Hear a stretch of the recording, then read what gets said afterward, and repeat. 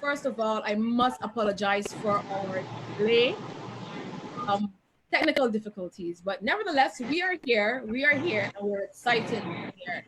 It's been not only a hot day, but it's been a very interesting few weeks, whereby not just persons here in the Caribbean, but the entire world, actually for the past few months, we have been experiencing very, very, very difficult and strained quarantine from COVID, and now we're dealing with social injustice. There's just so many things that is happening in the world, right? For persons who were locked in, so many of us, like myself, of course, who were locked into to quarantine, not by choice, but based on the circumstances. Many of us dealt with that very differently. And then having to now be able to transition from quarantine COVID into what's happening in the world in terms of racism, social injustice, and people are speaking out. It's just so much really to actually take in, especially when everything is so heavy, layer by layer. So how are we really coping? How have you been coping? I would really love to hear from you. I'd love to read your comments. What have you been up to? What are your strategies with coping? Not just in quarantine, but now with the pressures of the world right now.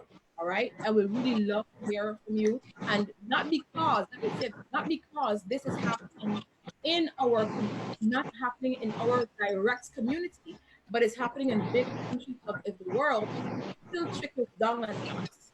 It still should trickle down on us. We should look into our own systems and ask ourselves, what injustice is happening in our systems? What is happening here that we ourselves can dissect layer by layer and begin to examine things? And for persons to speak, a camera should not be present only to reveal something. We should be able to speak out and take a sense of responsibility, regardless of the person's background. Yeah. So today we're touching on self-care. Over the years, I've heard self-care, and what exactly is self-care? What exactly is self-care? So today we will touch on different aspects of self-care. We have an amazing lineup of speakers. I don't want to call it speakers. Let's just call them friends, right? We have an amazing lineup of friends. They're experts in their field. They're practicing things daily, and they're here to share that knowledge and expertise and experience with us. One thing I don't need to know, I need to know as well. Believe me, because there are some things I'm a master, and there are some things definitely I don't. And even to the things I master, even to those things I master, there are still so many times where I falter in the things that I master. So I always have to reinvent myself here and there. Always have to reinvent myself. All right. So without further ado, let's dive right into the conversation. Self-care. I hope you all are ready. I hope you all are excited. So,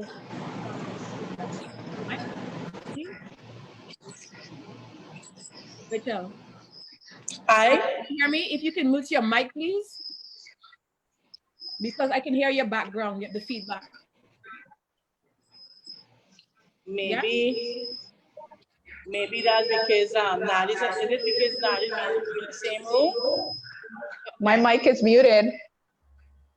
My mic No? is not muted. My mic is not muted. My mic is not muted. Yeah, but Rachel, if you can mute your mic, because I'm hearing the feedback. And when you, yeah, it's better. So when you speak, when it's time for you to speak, then you can unmute it. Yeah. So the first speaker is Zoya, but I have to mention this here first. Huh? How is it really we dealt with the lockdown? I really want to touch base because in order to dive into self-care, the different aspects of self-care, I really want to touch base on how is it that we dealt with the lockdown. I know for me, I may sound a bit weird, right? But for me, I have absolutely no problem being locked away by myself for a month, for a few weeks, because that has been my norm. I do not, of course, the conditions that cause the lockdown. Of course, I don't appreciate it. Persons are struggling, they are suffering, people are dying, not the condition, of course, but the lockdown itself. I, for one, I was okay with it. I personally needed a pause. There was so much happening in my own life. I needed a pause, and for a little while, I felt as though I was running against time. Like time was away. Like my mind was so far ahead of me, and I was playing catch up with time. So having that pause made me feel like, okay, I'm given a reason to, an opportunity rather, to catch up, right? So for me, it was okay. I was quite okay. But there's someone like my sister and a few other persons I know, they were very antsy. Every day she got to go out. She need to see people. She cannot move. I spoke to persons who said, they have to get up and go to work. They cannot be in the house. They are locked in. And what were you doing when you were locked in? Me, I did various things. All right. So we would love to hear your comments below. Tell us what you were doing during quarantine. What are you still doing now? And how are you transitioning from quarantine as we are slowly progressing into the now new reality or new norms, or for some people, just a regular norm, right? So without further ado, I introduce Zoya. Zoya, you can unmute your mic, please. Of course. I'm sorry. Hi, everyone. I'm Zoya. And just to piggyback a little bit off of what Keoma just said, I too was okay with the time at home. I'm a little bit of an introvert, not a little bit. I am an introvert, so I was okay with being home. But I am professionally, I'm a forensic mental health counselor. I work at the Mental Health Foundation. I've been working here for about going on a year now. But previous to that, I had experience working with child services here on the island. I got my bachelor's in psychology and my master's in forensic mental health counseling from New York. So I was away for a little bit, but I'm glad to be home now. So Zoya, based on your background, Yes. professional background, based on the work that you do, I mean, there are some persons who actually go and get a degree but do contrary to the degree. But you return to St. Martin and you are working at the Mental Health Foundation. So every day you are in this. What was quarantine like for you?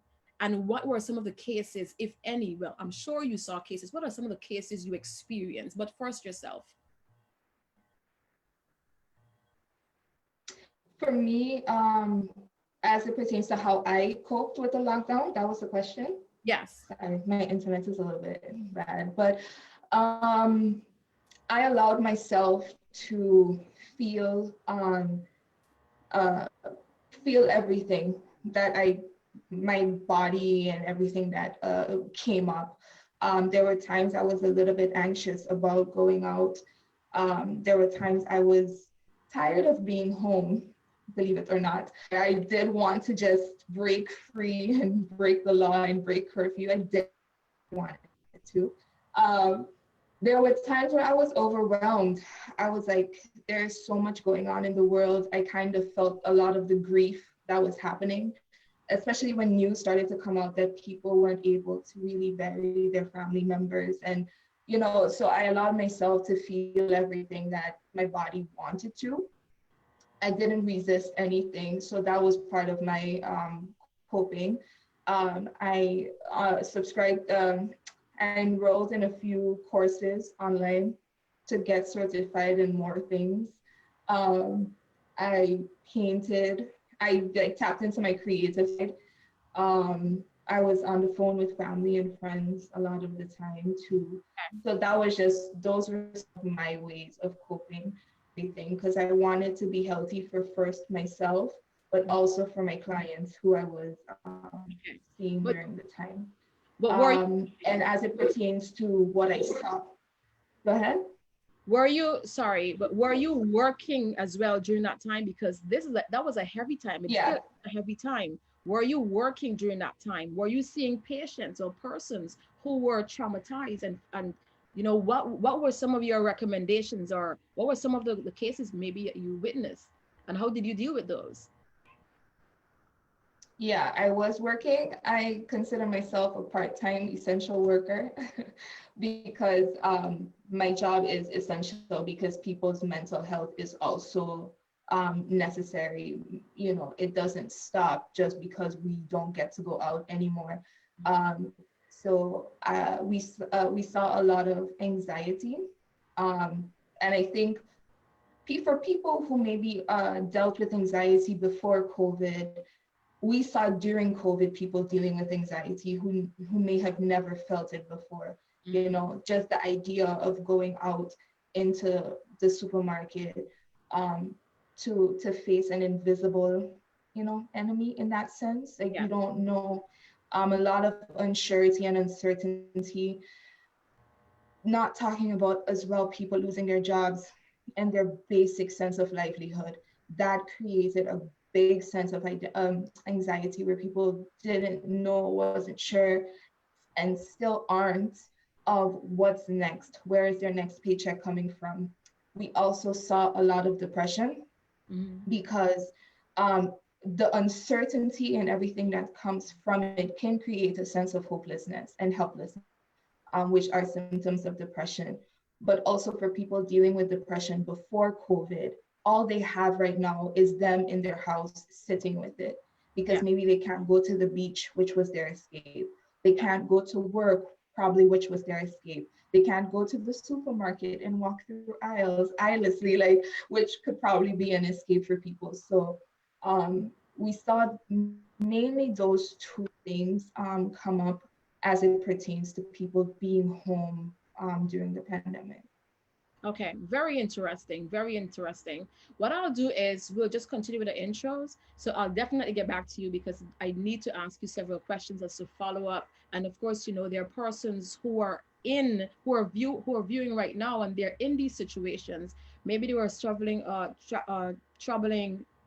rather from trauma before, or certain experiences, or even depression and insomnia. So there's a lot of things we want to tap on when it comes to that, right? So let's just get into next person, Kandey Franklyn.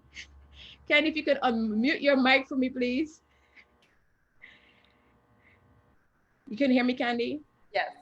Okay, perfect. So I need to introduce Kandey. Oh, I don't know why. Why am I not on the screen though? Because I really want to introduce everybody. Then you can. After.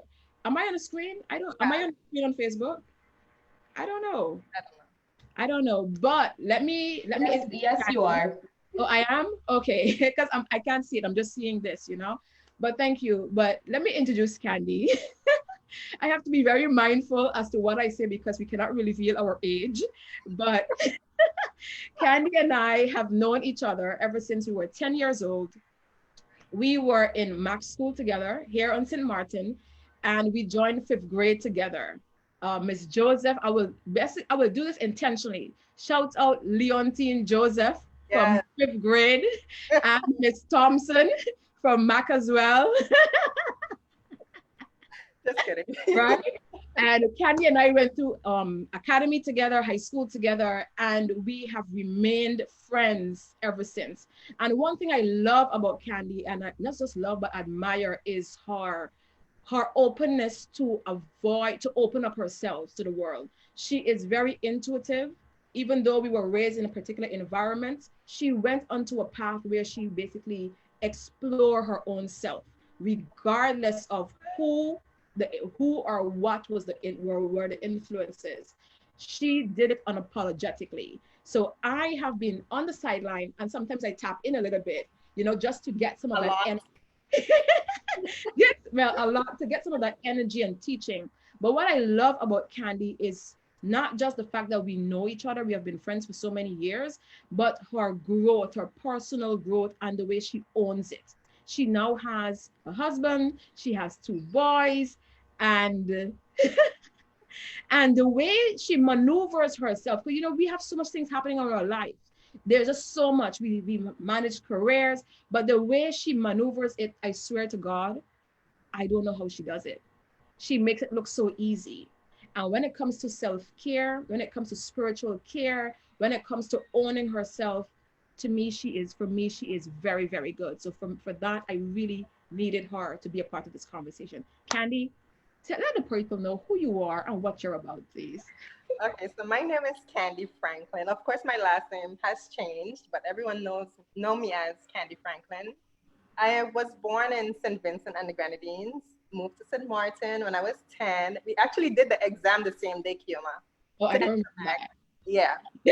So that's when I met Keoma. So I went to St. Martin Academy, moved to the States at a certain age. I moved to the States at a certain age. So now I currently reside in Orlando, Florida.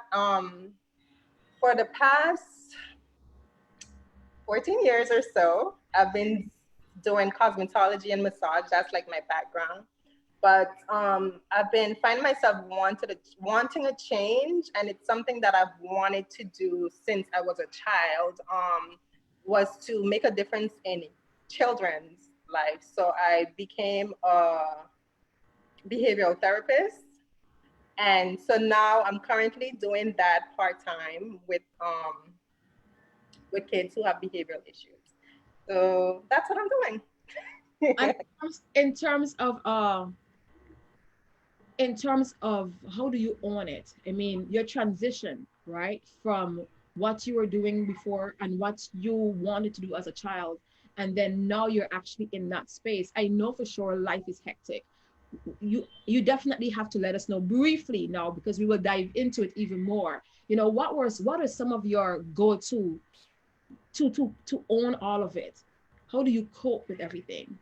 So pretty much from since I was a girl, I've been into, actually Rachel was an inspiration for me to get into hair. That's one thing. And I've always been good with like beauty. You know, everyone came to me for hairstyles and brows and stuff like that in high school.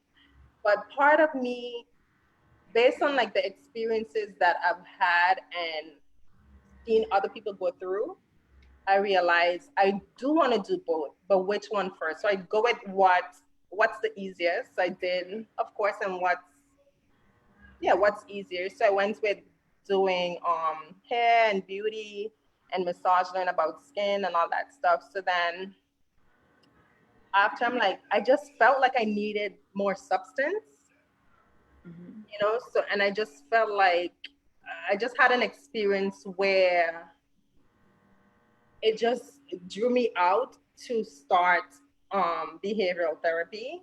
So I decided, like, you know what? I was pregnant, you know, I was home. My husband decided I should stay home. So I'm like, okay, that year, let me get certified. Let me do this. This is something I've always wanted to do. I've done that. But why I have been true to my goals and my dreams, because I believe that I have to make me happy.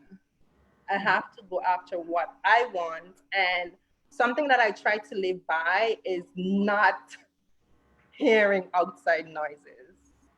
So that's the main thing. Although of course it's influential, but I try to think about what's most important and how it would benefit me and the people around me, is just listen to my own voice and knowing what would work for me. So that's how I remain grounded. That's how I remain secure. I just learn every aspect of me, good, bad, and ugly, and I deal with it, whether now or in the present. I just continue to develop myself, like, mentally. So that's pretty much what I do. Thank you very much. You know, as always, we're going to flip right back. So prepare yourself. You need to let us know some of the practice you do on a daily basis, some maybe share some experiences that really transformed you. I know you're big on boundaries, and we spoke about this, Zoya, setting boundaries. So this is something we definitely have to touch on, especially when it comes to our spiritual self-care, definitely. So the next person, Rachel, where are you? You hearing me? I'm hearing you now. Hey, Rich. Okay. Well, first of all, Rachel knows this. I was introduced to Rachel by a very, very dear friend of mine a little bit over 10 years ago. Over 10 years ago, way over 10 years ago. And I'm someone who do not like shuffling around. So if I find a hairdresser, I go to that hairdresser all the time. If I go to a nail technician, well, I don't do my nails, but I do my toes. I have pedicures done every month. So I will go to that one place. I'm that person who I like a one-stop shop. As long as I find you, you're good, I stick with you and I promote you in my own little way, right? So when it came to Rachel, when I get to know Rachel from Esperanza and now Addicted, man, the transition was epic. But the service is still the same. The location change, the service that she provides is always and has always been on point, but now you're able to enjoy the ambience in Addicted Hair Lounge, right? So I'm getting goosebumps when I talk because I know I have really, really good people here. Rachel has an epic background. She is, let me say this. Let me say this. If you see a haircut in St. Martin, if you see a chick, if you see a girl with a haircut, you know it's Rachel. I don't care what nobody say. You can identify a Rachel haircut wherever you see it. I think she's blushing, right? You can identify a Rachel haircut wherever. My sister who lives in Florida, who lives in Miami, a few days ago, she said to me, you know what? I need to pack Rachel up and take her wherever I go. So wherever she goes, she needs Rachel because when she comes here, the first place she goes to is Rachel. And the last place she goes to is Rachel. So Rachel is so Rachel. Thank you. Let us know who you are. You know more about yourself more than I do. I do actually. Well, my name is Rachel, and I am a wife, and I'm a mother of a 15-year-old. I owned, well, previously, 5 years ago, got into my own salon, which is called a Digital Hair Lounge. I've been doing hair for the past 24 years professionally, not talking about after school, going to the salons, being a shampoo girl, gaining the experience. And I would say at the age of 16, when I graduated from high school, I also graduated from my first beauty entity, which was called at that time Anne's Cosmetology School. From then on, I realized that there was some sort of passion there as far as the transformation, how women feel when they get their hair done, because a woman can walk into a room with just a jeans and a shirt, and she needed a little bit more extra accessories to actually build that confidence and not have to do with her hair. That's why I always say your hair is your ultimate accessory. It does not define what you have from within, but it's your ultimate accessory. So I worked at Esperanza Beauty Salon, renting a chair for 18 years. And then I decided to transcend into my own era, create my own journey. And I've created Addicted Hair Lounge. Besides all of that, of course, I did Dudley's Beauty School in North Carolina. I did various beauty schools in the US. I've also acquired a image consultant certificate about 2 years ago that I am completely null about making any progress on it. But during the whole COVID-19 lockdown, I've gained more confidence. I've gained more, I would say, more knowledge into basically transcending women, not just with the hair, but with confidence, communication, attitude, personality, and just making women feel good about themselves. One thing I'm saying am because my husband is right here. He hates when I say am, but it's okay. Besides all of my experience, working on St. Martin has been a pleasure. I came here when I was 18 years old, and I did all my experiences, all my hair journeys, everything with this being my foundation, St. Martin. So I feel that I have practically adopted a place that is my own, and St. Martin, I would say, is my home, and creating, I would say, one of the #1 beauty salons on the island. I'm super humbled by it. And, looking forward to just helping women feel good about themselves and about their hair. Sounds perfect. It sounds it sounds perfect. And the thing is, we didn't have to hear you speak to get a testimony. The testimony is every single day. I ran into your salon yesterday, just in like 2 minutes and out, and the testimonies were there. So there's something when your work is able to speak for itself without the person who did the work having to open them out to advertise themselves. That's the reason why I say when I'm on the road, or we are on the road and we see a haircut, we can identify it's Rachel. And that comes with excellence. And, I'm very happy that you are part of this conversation, because I think I spoke with you. I do not like doing my hair. When I go to Rachel, I'm always like, okay, Rachel, do something that I don't have to comb this hair for a month. Or like last year, I kept locks braids in for 4 months just because I don't like it. It's so time consuming. So what Rachel will be bringing to us is for persons like myself, and just for people in general who frequent your hair salon, when there is quote unquote a lockdown, or for whatever reason, and we cannot make it to your salon, how do we care for ourselves? And not just when we cannot make it to your salon, like what we can do to help ourselves care for our own hair. So when we dive in, that's where I would want the conversation to go, because I want persons to be impacted after this. I want them to say, okay, you know what? Rachel Extraordinaire left this tip for me, and we will try that, right? So we'll flip right now to Dwight. Dwight, the only male in the pack. Dwight. Can you hear me, Dwight? Loud and clear. Hey. So I have history with some of these persons, with my guests. Dwight and I were neighbors when I was like 9 years old, 10 years old. But because he's a bit older than I am, because he's a bit older than Kandey is laughing, because he's a bit older than I am, we were never really friends, right? But I've witnessed him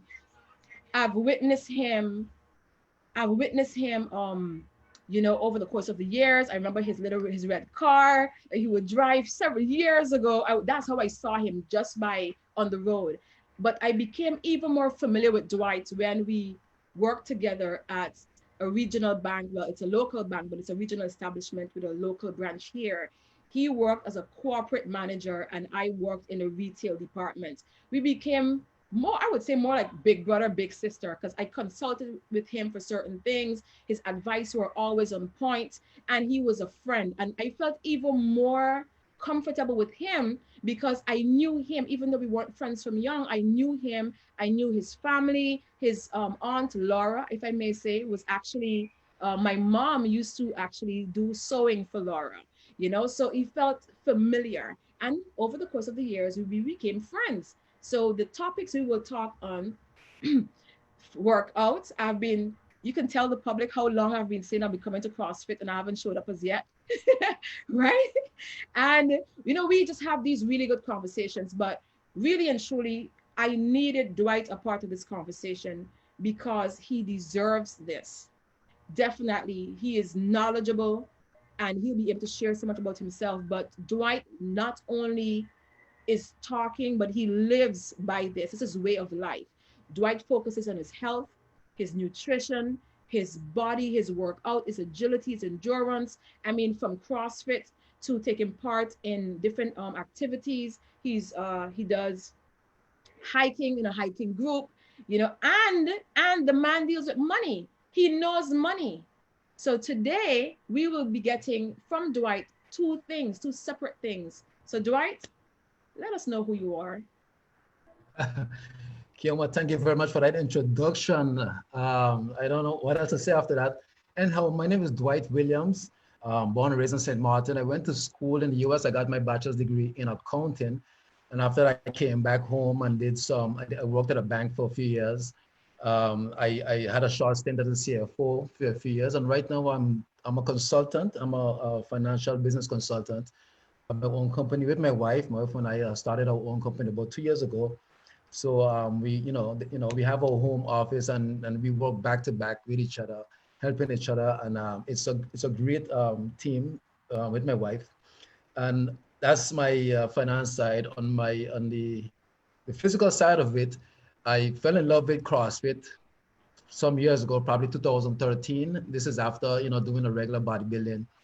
Fell in love with CrossFit after we visited this Tough Mudder event, and we brought CrossFit to St. Martin.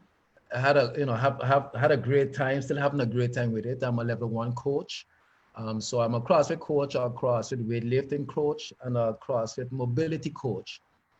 But it's something I love. So when I'm coaching, when I'm not coaching, like Keoma said, I do some hiking.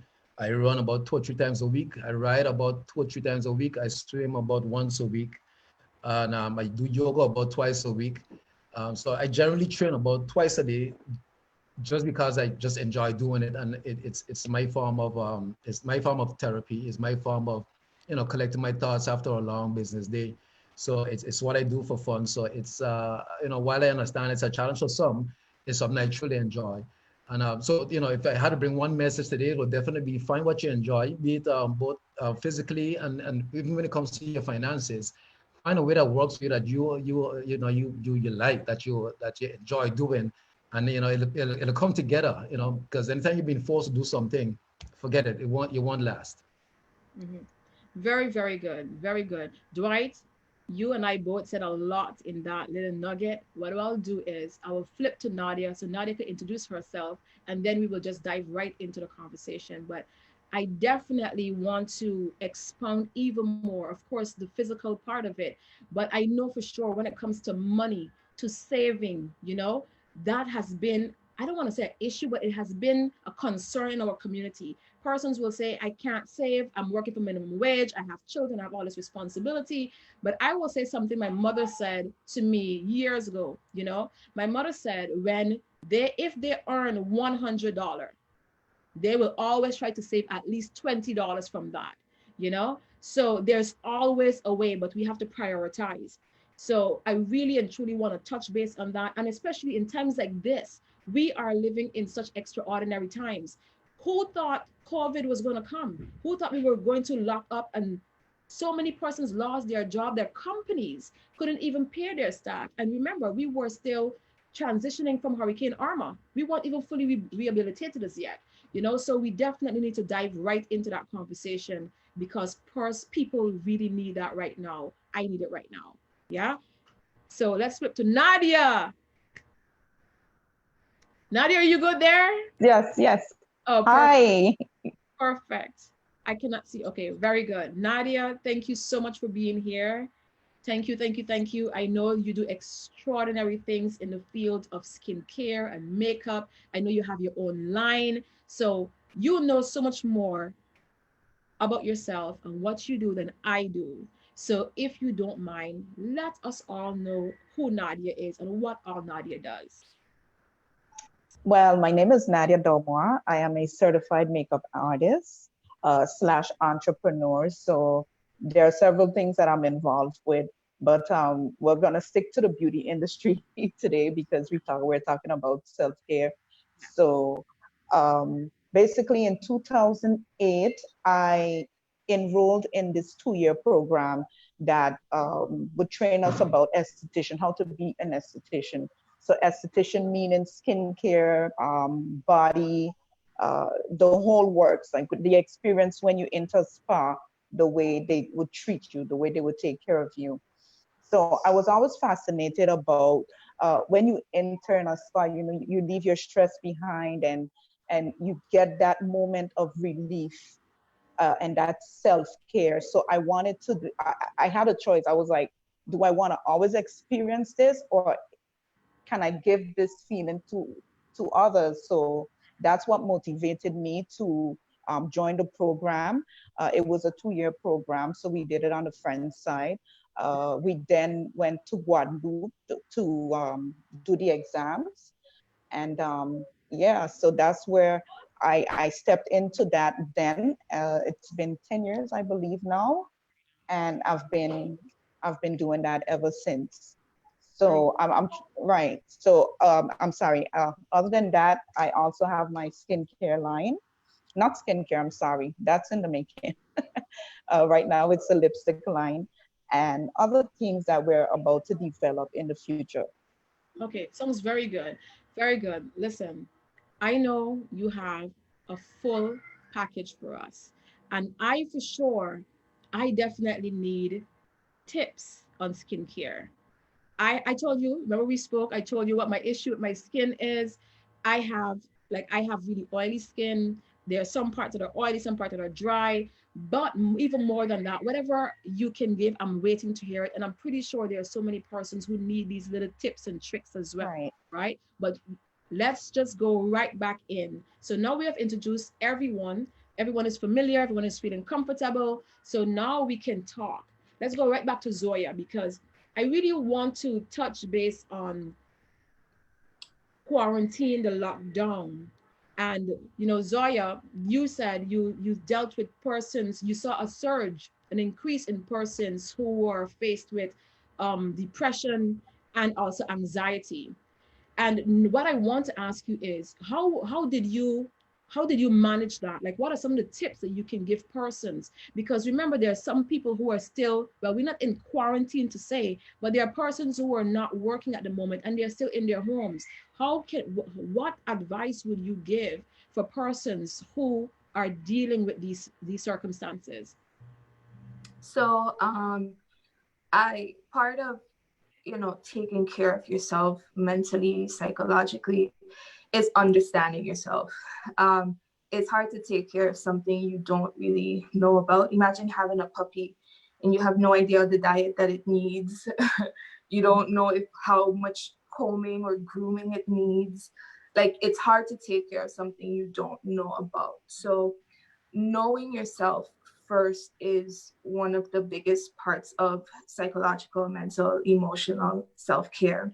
And as it pertains to anxiety, and I call them intense emotions, because we have anxiety, we have depression as the umbrella terms, but under those are irritability, just always feeling like, get out of my face, like move. I don't want to talk to nobody. I don't want to be around anybody. We have also anger, outbursts. All of those things can also function under depression and anxiety. And the biggest part of dealing with it and learning how to take care of yourself if you are experiencing these things is finding out, where is it coming from? People can say, yeah, I lost my job. Okay, that's not really where it's coming from. What do you mean, Zoya? I have 2 kids. I need to know how to feed them. So it's coming from a concern of not being able to take care of your children, not being able to feed your kids, not being able to feed yourself. Okay, I lost my job. I need to pay my rent because I might be evicted. Being homeless, that's the major concern. So we really want to understand the layers of what you're feeling and why you're feeling it. And always weigh your options. Okay, if you can't get a job, you don't have money, I guess Dwight will help with this part, because I can't create money out of anywhere, which is part of the hard part of, if somebody does not have money, they don't have the resources, what then to do? So Dwight will help with that part. For me, I will help the person to be able to sit with the emotions and deal with them. So when you're feeling anxious, that's your body telling you something's not right. We're not comfortable, we're worried. Okay, what are you worried about? Can you fix it right now? Is this something you can deal with right in this moment? Sometimes your heart rate might be increasing. You might be sweating. You might be fidgeting. Okay, that's your body being afraid of something, but there's no imminent danger. This might sound a little bit odd. Having lost your job and not being able to provide isn't imminent danger. Imminent danger is a tiger in front of you that's about to bite your head, okay? Anxiety comes from a biological thing that tells us to move or to attack or to run or to fix something. So when somebody is having like an anxiety attack or they're persistently worrying, we try to get them to be present by being mindful. Meditation can also help with this. Just being in the moment. Can I control this? No, I can't. Okay, so heart rate, we can't do anything about this right now. Body, I know that you're feeling worried, but we can't do anything about this right now. So let's find something that can calm us. Let's take a walk. Let's breathe. Let's go cook something. Let's paint. Let's watch a movie. To do something to kind of get your mind off of the things that you cannot control and save it for a time when, okay, maybe I go job hunting. Maybe I go take a loan. Maybe I do something that Dwight will help you with later. Like doing those things that can actually change the circumstance. Because oftentimes anxiety comes from a place of not being able to change something. And there's no point in worrying and causing your body stress or allowing your body to stress itself when you can't change it. That's interesting. Very interesting. And when you engage this with persons, what is their reception? What is their reception to it? Because I mean, you're the professional, and I'm the one who's traumatized. You know, Right. so how would you convince me to say, okay, follow this routine? You know, look at myself, look at my circumstances. What exactly is causing me? What if I'm still frustrated? What happens then? Because I need a solution. Yeah, I think that's the part where people are able to receive the advice or the support that I offer is when they learn where their anxiety is coming from. Anxiety is really a mind game. You're having an anxiety attack, you're afraid, your heart rate is pumping more oxygen into your body because, as I said, it's a biological response. It came from, I need to get away from this thing that's bothering me. I need to do away with it. So oftentimes people feel anxiety in situations, not even understanding where it's coming from. So as soon as somebody can realize where it's coming from and the fact that, is this something I can control? Is this something that I'm able to deal with? Are there options? Are there possibilities? Are there opportunities for me to be able to manage whatever I'm dealing with? As soon as they get to understand where it's coming from and weigh their options, they tend to think, oh, okay. It's just a matter of understanding that sometimes the solution might be a little bit more long-term than short-term, and being able to sit with that discomfort that we can't fix it right now. Very interesting. Okay, for person, because you know we are crimped on time, of course, because there's so many things that still have to be said. So for persons right now who before COVID, before everything that's happening in the world right now, suffer from insomnia, suffer from depression, and now this is now added to them, to everything, right? It's an added burden, it's an added stress, added concern. They're already felt as though they're going crazy in their minds. If they cannot see you all the time, what practice can they do for themselves that can help to calm and relax themselves and just reset their minds a bit? Yeah. So as I said, I kind of laid it out into like 3 points. The first one is building self-awareness. As I said, you can't fix something or you... How do you actually build? How does one person actually build self-awareness? Asking questions and answering them. So I just had some examples. Who are you? Some people hear that question and they have no idea how to answer. And there's no perfect answer. It's up to you to decide who you are and be as detailed as possible. I like to pay attention to the flaws, the good, the bad, the ugly. If you leave stones unturned, then you risk not dealing with things, not being able to be aware and find yourself. Also, what are your values and principles? Some people don't know this. Do you live honestly? Are you an honest person? Do you lie? Because if you're a liar, then that's okay too, right? You live your life. Do you value family? Do you what are your values? What are your principles? And are you living in accordance with that? Are you satisfied with how your life is going? If the answer is no, okay, what do you think you need to do to get there?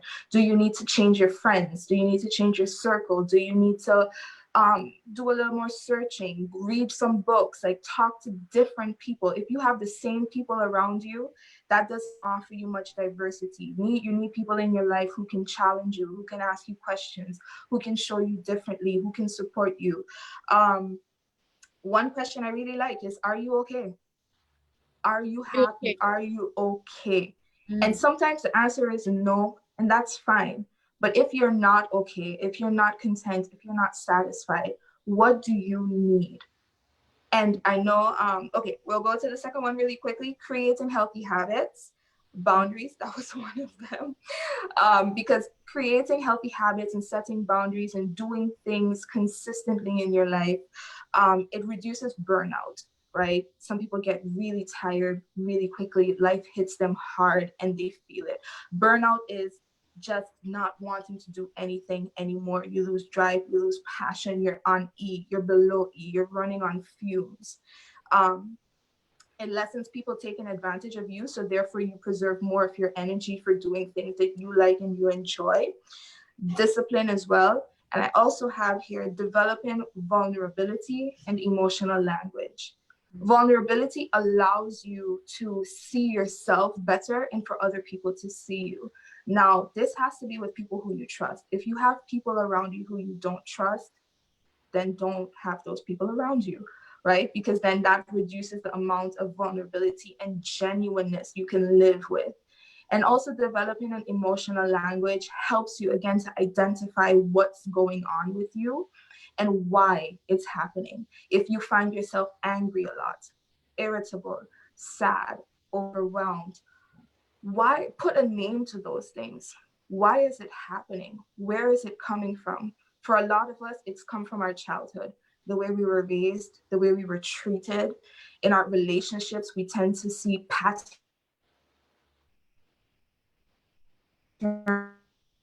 of who we in your life. If you slow down a bit and you pay attention to yourself a little bit more.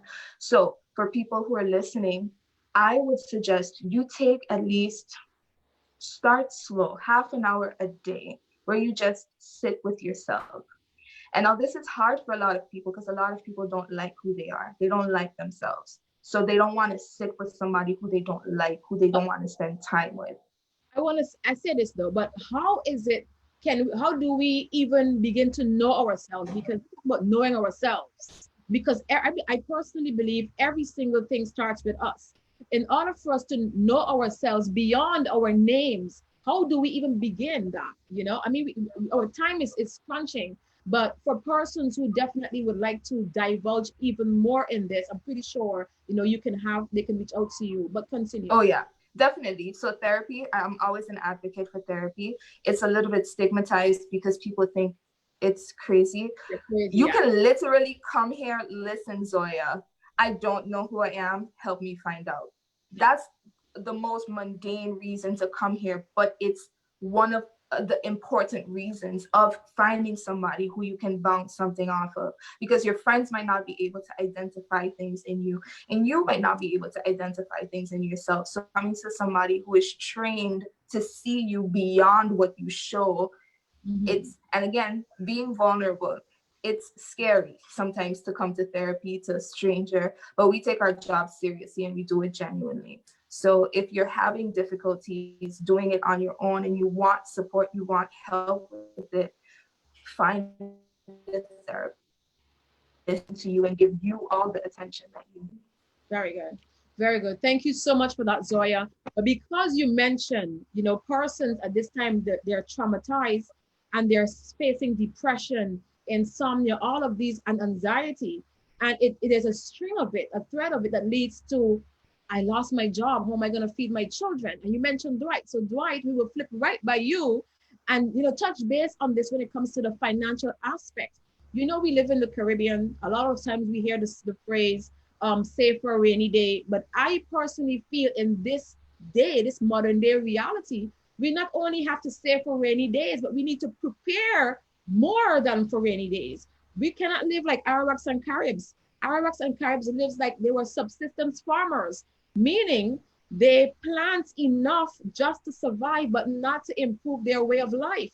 So how can we now move forward, not just save for rainy days, but to change our mindset as to improve our way of life and our children's way of life? Because had we had this in practice, I mean, no one wants to spend and not earn, but facing disasters would have been a bit more, would you all agree with me, a bit more calming financially, you know, because we would have certain things in place, right? So Dwight, what advice, what would you want to say on that? So first off, I'd like to tip my hat off to Zoya. She said some things that, you know, we just have to, that isn't said much in our culture. You know, we grew up in the Caribbean culture, where especially for the men, we're supposed to be hard, we're supposed to be, you know, these tough guys. And then you realize, you know, we pass it on to our kids, you know, we pass it over on our wives. And because we don't know ourselves, because we don't know love ourselves, it's challenging to love anyone else. So what she said is, you know, it is so important, because if you can't get that part somewhat understood, it's hard to transition and get the other parts of your life in order as well. It's financing, physically, and on all of that. Financially, I mean, I definitely understand the situation with a lot of folks being out of work or slow on work, so they're probably making less money than they've made. And you know, a lot of people don't understand when I say this, you know, like at the beginning of last year, and I hope nobody blames me for this, but at the beginning of last year and this year, my thing was, I want problems. I want some more challenges, because I realized that when you have challenges, it builds character. It forces you to figure stuff out. And if you're in that position right now, you may be seen as a challenge, but don't realize that you've got to flip that over and realize that this is an opportunity. What it did for myself and my wife is, you know, we sat down and we started to think, what can we do next? What do we have to do? You know, what we did in the past, it was okay, it worked, but what next? We can't just sit back and wait for a crisis to happen and then cry about it. You've got to, if Lewis didn't teach us something, and Irma didn't teach us, and Corona doesn't teach us, then we're not going to learn. They have taught us that we need to prepare. So the first thing you do if you don't have a job is you find a job. You try your best to find a job. You try to provide a service. What can I do? How can I serve? That has been my thing for the past few months. How can I serve? You ask that question to yourself. And then you know, might be cutting grass. It might be something you haven't done in the past before, but that's what you need right now. That's the immediate item that you've got to take care of. And so find a job. If you can't find a job, you try to provide a service, whatever it is. You know, you consider a business that you can start with minimal capital. But you know, you try to give, and in turn, people pays you. And the next step is to ensure that whatever you do make, you try to save something. And a lot of us think, oh, we can't save, but you definitely got to look at your lifestyle. What can you reduce? What do you not really need? And you save that money, you know, so you could start with, I always stress, we grew up in church knowing 10% tithe. So if you can't pay the 10% tithe, put that 10% in your savings account. You really like to ultimately build a 10% savings, which could slash as investment fund as well. So 10% savings, 10% investment, and then you work your way back into spending. So you kind of pay yourself first with a savings and investment fund. That's your payment, and then you work your way back into your expenses, and you try to squeeze as much as you can squeeze into those. But what I'd like to leave is saying is, this is the opportunity to figure something out. It forces you to think, and you know, as the book goes, think and grow rich. It didn't say do and grow rich, it said think and grow rich. So it has to start with you thinking about it, and understand yourself, see what skills you have, and then everything else will fall in line. So you've got to have that plan in place. You made a short-term plan, long-term plan, and then you go from there. Definitely. I definitely agree with everything you said. And as I was listening to you, I remember myself, you know, several years ago, I remember when I had, not in the car I have now, the car I had before, I'm like, you know what? I need to manage this money. I'm working for this money. I need to learn how to manage my money. No one ever taught me how to budget, but I was raised with parents who lived on a budget, you know? So maybe inherently it trickled down. So what I did was, and this is what I would encourage persons to do, you know your money, you know how much you're earning. Do not try to live above that. So this is what I did. I went to the gas station and I fill my tank. I needed to know how much it costs to fill this tank. I said, you know what? The budget is it was 40 guilders back then. 40 guilders to fill my, I know, right? That was $40. Yeah. 40 guilders to fill my tank. And I said, I'm filling this tank. My budget is 2 gas tank for a month. And because I put that as a budget, I am not trying to go over that. I'm disciplining myself. When it comes to recreate, I had a recreation. Sorry, there's a car downstairs. But is it disturbing? Yeah, I can hear it. Sorry about that. So when it came to recreation, I still had a regular life. I know what I enjoy doing. I love going to dinners. I love going to the movies. I love hanging out sometimes. So I created a recreation budget, and it could be $200 a month or whatever it is. And I live within that. When I realized that budget was slimming down, I stayed in. I'm not the person to say, okay, you know what, I'm bored, let me just go for a drive. No, because I'm thinking of my budget. And when I put aside, I know what my expenses are at the end of the month. So when I say, you know what, my expenses be 3,000 guilders per month or 2,500 guilders, whatever it is, this amount is to save. Years ago, I destroyed my bank card, my savings account. And I was like, you know what, I hate sending the lines. I'm not going to go, but it's self-discipline. Every single thing for me had a price. And even if sometimes I would forget where this particular dollar was spent, I know it wasn't bad spent because I know my money always go to something good, you know? So I want to encourage persons to do the same. You know what you're earning. And I know it's very challenging when you're making minimum wage and you have children and all that stuff. But even if you can say 50 cents, or there are so many other ways that we can do things to get a partner hand, you know? But we can definitely tap into this. Maybe we could do another follow-up, or you could contact Dwight one-on-one and just to have a bit more conversation about how you can grow your money, how you can save your money. Dwight, anything else, any takeaways, like any tips that you can give to persons right now who are in this situation? They're not earning. What can we do? Can it be something collectively? That can we come together collectively and put like a pot down, or I don't know, something that we can do?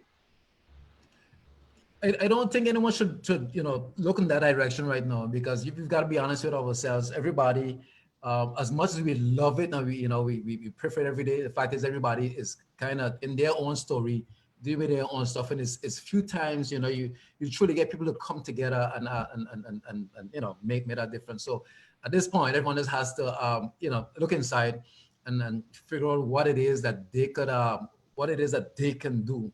Understand themselves, because there are 2 points, like you said, you did well with savings, but there's 2 parts of this equation. There's the savings part of it, and there's the earning, because if you're not earning, you certainly there isn't much to save, and if you're not saving, you're going to blow all your earning. So there's a particular discipline that needs to be in place, but it always starts. You said it yourself. It always starts with thought. It always starts with thinking.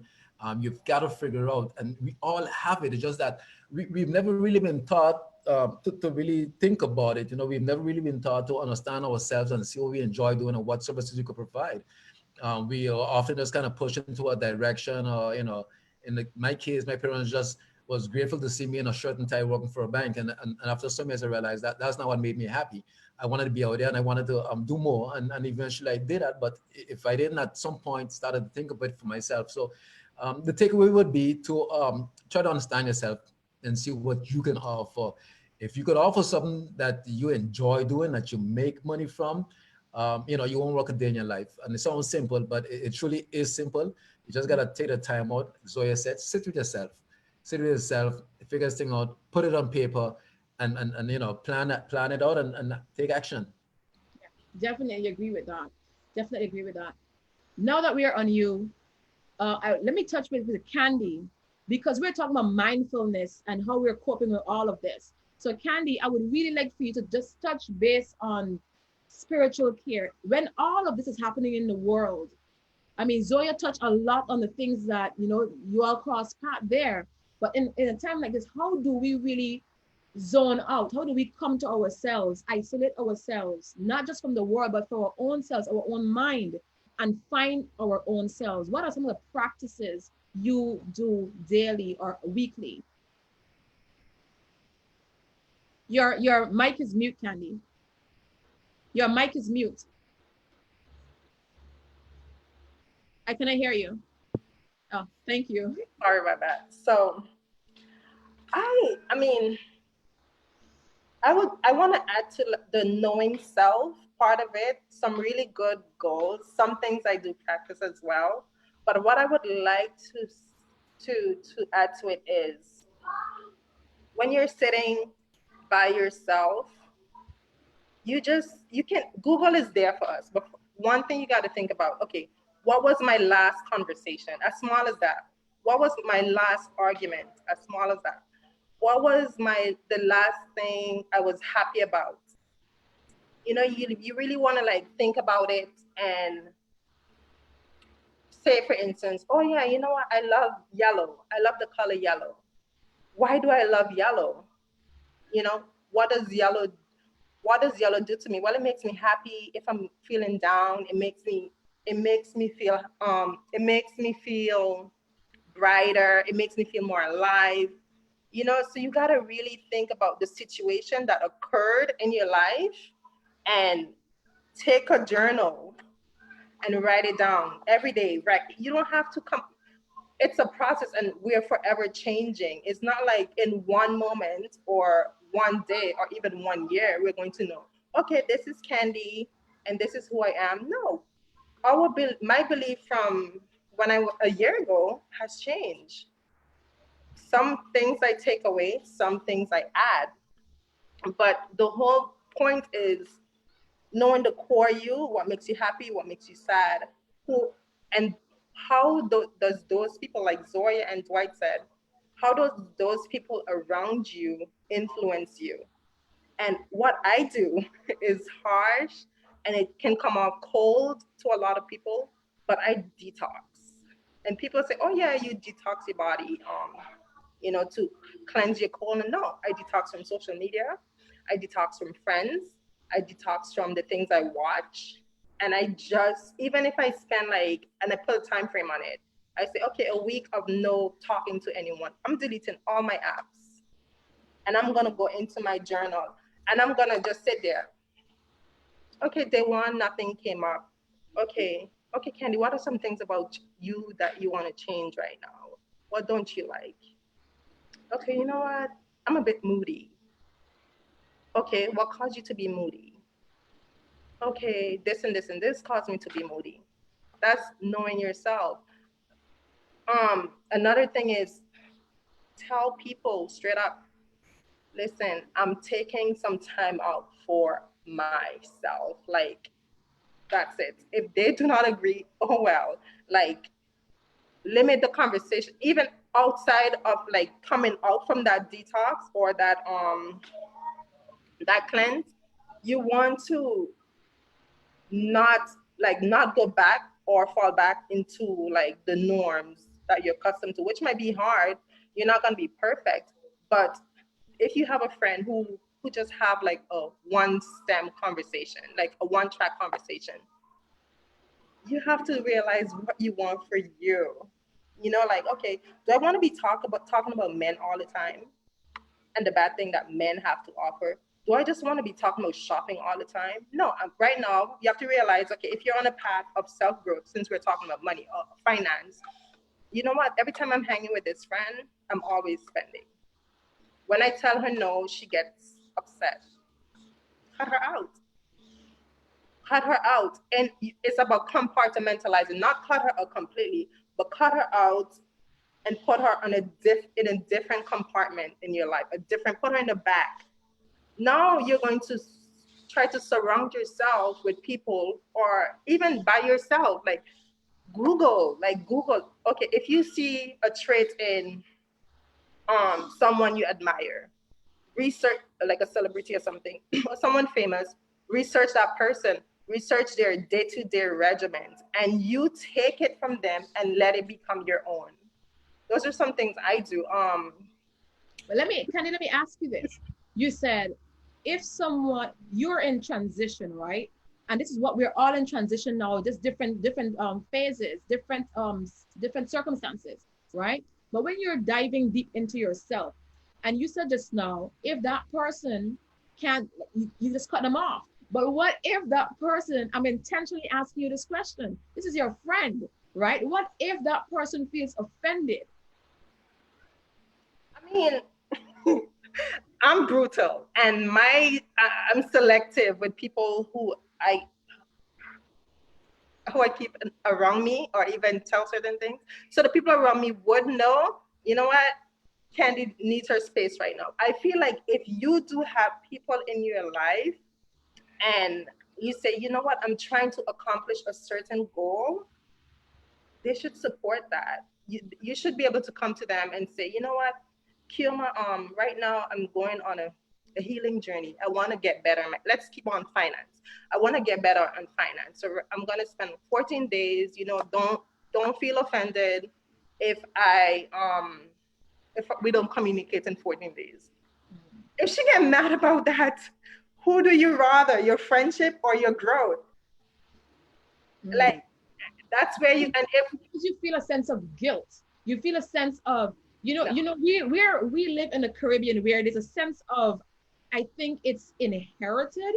Oh my God, I wonder what they're gonna say. You know, I wonder what they might look at me funny, like who she thinks she is. You know, what I know, I'm willfully asking you this question. What is your reaction? I need to care because you're brutal. I don't care. Then we're not friends. Then you don't know me. Then you don't want me to improve. When I'm improving, you're improving. So if you're telling me, and yeah, I learn people like that. Like for real, we like, oh my gosh, I can't believe she said it's all about who cares? Like, it's about me. And it's not to be mean, but once I'm developing, Keoma, girl, did you know I read this book? Like, this is what the book is about. I'm gonna help you. I'm gonna tell you details from my life. Dwight. That's me and Dwight. Details from my life, how I improve. So if you're not, like, this life, it's so, people dying left and right. At the end of the day, you're living your life. Everyone is living their life. Why wouldn't you want to be in a relationship, meaning friendship, whatever, with people who are going places?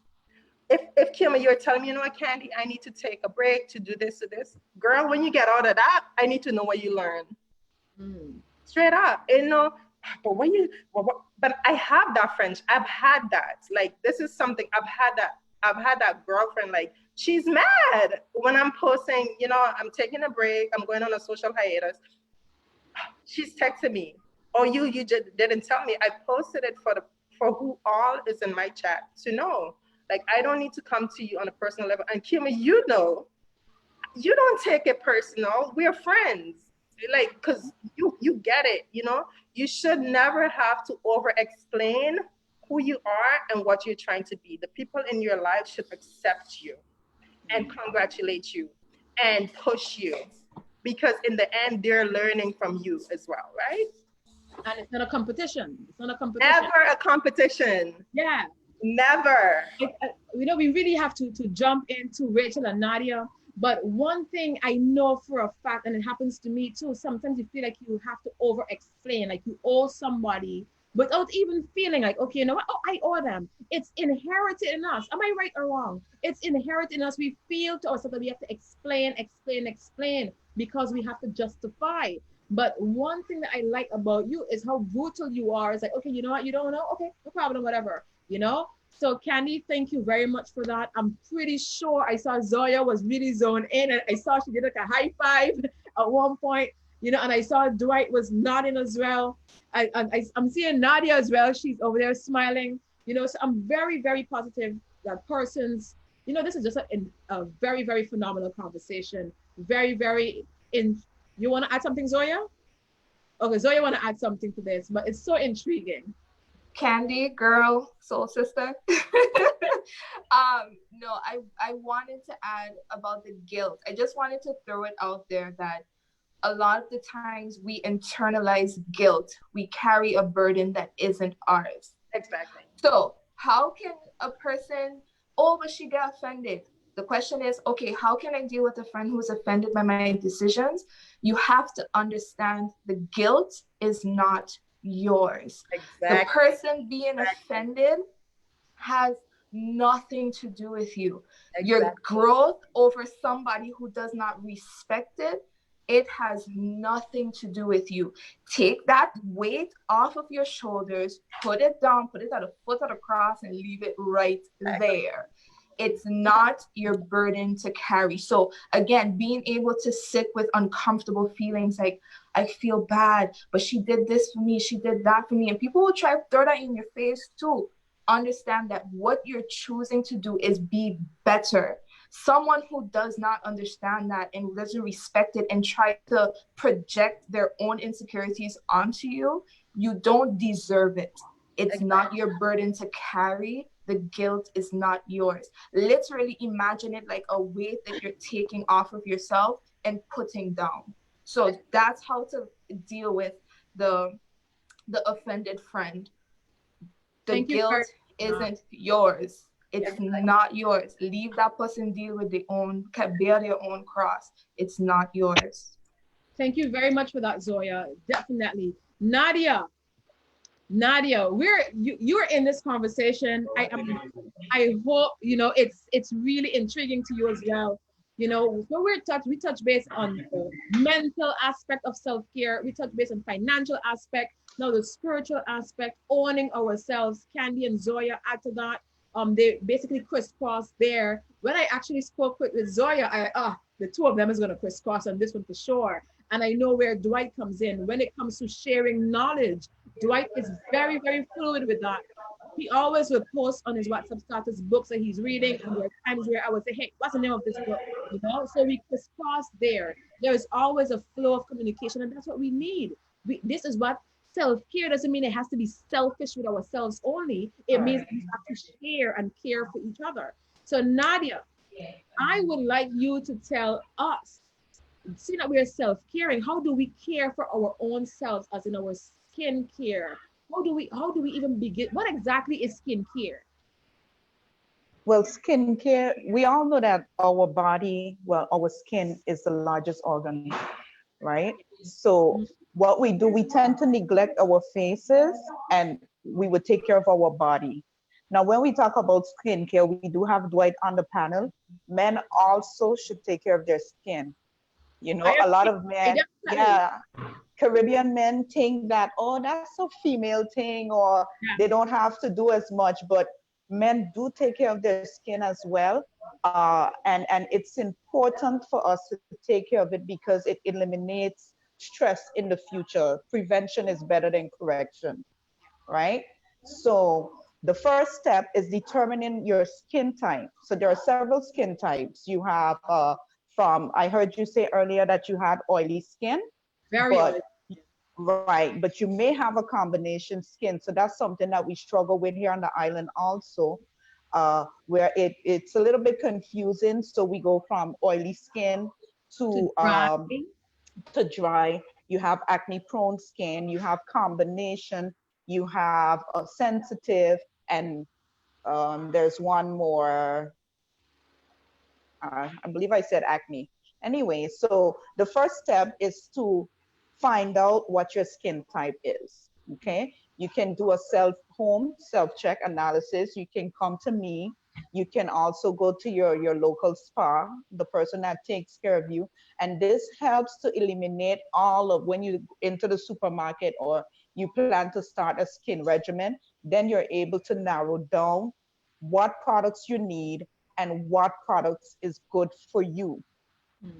A lot of people would say, or I have friends that would say, oh, I do nothing to my skin, and they have beautiful skin, but we are all different. And not because she has good skin, you can do the same thing and you would have the same result. I have a question. What is good skin though? Well, good you hear all the time, oh, she has good hair and she has nappy hair, but what is good skin? I'm going to ask Rachel that question. What is good hair? Skin? Yeah. Good skin is baby skin. It's anywhere between 0 to right before puberty. That's good skin. Okay. They have flawless skin at that time. Okay. So, right? So that's so the first thing is analyzing, finding out what your skin type is, and then we go from there. During the quarantine, sorry, I realized that a lot of people, they were stressing about makeup, you know, they just wanted to feel pretty. They just wanted to get their hair done. A lot of people talk about waxing, and these are little things. Self-care doesn't have to mean that you have to break the bank, you know. There are things that you can do at home, little simple things to take care of yourself. You build a regimen, you take time for yourself, that's self-care.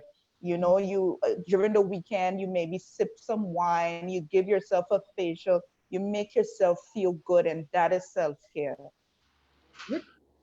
What are some of, you said just now, give yourself a facial, just sip some wine, treat, basically taking care of ourselves. What are some of the simple things we can do at home? Maybe we making a mask, maybe making a facial scrub. What are some of the simple things we can use if you do know with home products? Okay, I'm going to give you uh, my favorite. This one is my favorite because we can all use it on this panel, and it's baking soda and coconut oil. Oh, Okay, so baking, note of that. right, baking soda and coconut oil. The baking soda is wonderful because it actually, it combats scars, redness, um, dehydration, wrinkles, and so forth. So anybody, it doesn't matter your skin type, you can use baking soda and coconut oil, and that's a simple home mask that you can do at least twice a week. If you have sensitive skin, you do it only once. So how is it done actually? So you mix it, but what do? You put it, how you put it in your face? How long is it it's not a scrub, it's a mask. But how long do you leave it on? What is that process? So what you're gonna do, you mix them together. So you take 1 tablespoon or 2 tablespoons of baking soda. You take 1 tablespoon of the coconut oil and you mix it. So you're gonna get a paste that you put on your face. You let that sit for about 10 minutes, 5 minutes if you have a sensitive skin, and 10 minutes otherwise. And then you can also rub it around, and it works as an exfoliator as well. So it also eliminates dead skin cells. And after that, you're good to go. It's very simple, and it's very good. I have a question to ask. We live in the tropics. It is so hot these days. Women, we wear all of these clothes. We have underwear. Some persons wear tights, even to men, you know. Dwight is here, you know. What can we do to make sure our bodies are, our odors are good? Like, what are some of those cares? Am I being a little too forward? because No, you're not. You're not being forward at all. That's hygiene. That's personal. That's hygiene. So you want to make sure, if you wax, make sure that you wax, or if you shave, so you want to make sure that these areas are clean, dry, you know. And of course, then it comes down to your hygiene. It's hot, and we just have to take extra and pay extra attention to us. very good.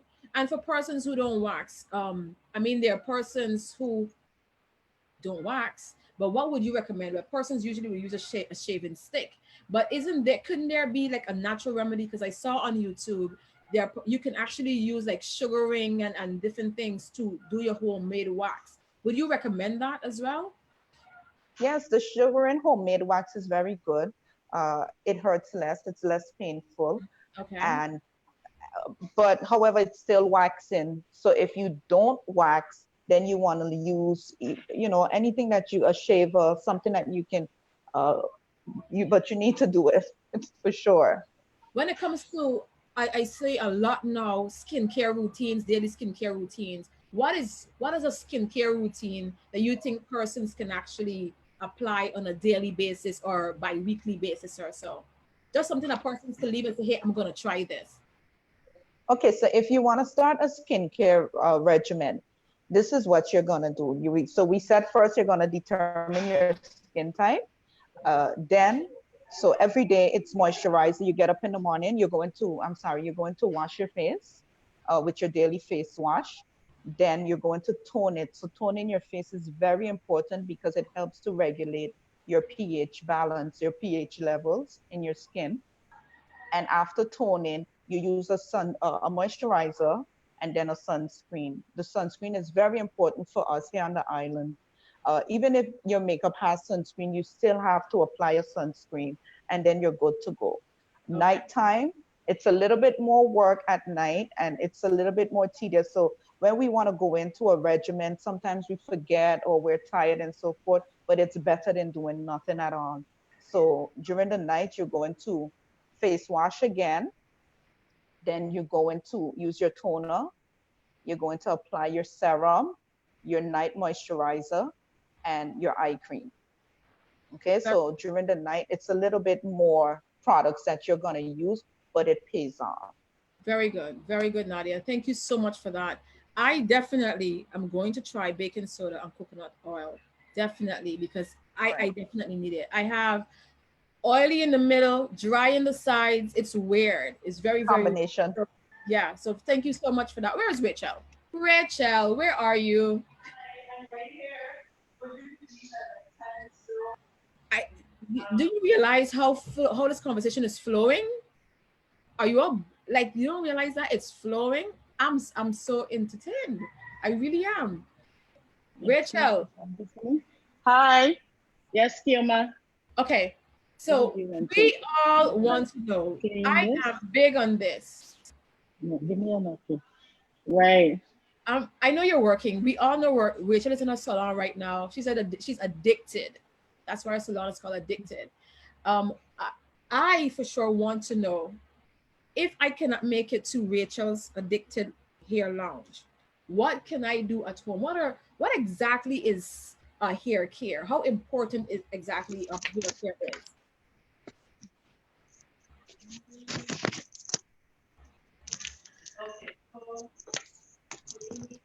I cannot hear you. You hearing me now? Yeah, I'm hearing you now. Okay. Is that, are you asking on a daily regimen, like on a normal stance, or during the lockdown? Like no, whatever based on the situation right now, whatever you can think is best for us to know right now, especially given the fact that we are crunch on time. Okay. Basically, I'll start first with the lockdown.